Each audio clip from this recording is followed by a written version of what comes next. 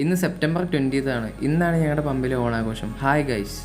Life ഒരു ഫ്ലോയിൽ പോയിക്കൊണ്ടിരിക്കുമ്പോൾ ഞാൻ എൻ്റെ അടുത്ത് തന്നെ ചോദിക്കുന്ന ചോദ്യമാണ്, ഇപ്പോൾ എന്താണ് ഞാൻ ചെയ്യുന്നത്? ഇപ്പം ഞാനൊരു പെട്രോൾ പമ്പിൽ വർക്ക് ചെയ്യാണ്.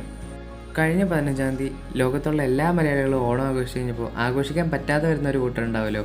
അവനവൻ്റെ ജീവിത തിരക്കുകൾ കാരണം, ജോലി തിരക്കുകൾ കാരണം, പൈസ ഇല്ലായ്മയും ബുദ്ധിമുട്ടുകളും കാരണമൊക്കെ ലീവ് എടുക്കാൻ പോലും പറ്റാത്തവർ, കഴിഞ്ഞ വലിയൊരു ദുരന്തത്തിലാകപ്പെട്ടവരും അവരുടെ ബന്ധുക്കളും സ്നേഹിച്ചവരെ നഷ്ടപ്പെട്ടവരും, അങ്ങനെ എല്ലാവർക്കും വേണ്ടിയാണ് ഈ വീഡിയോ.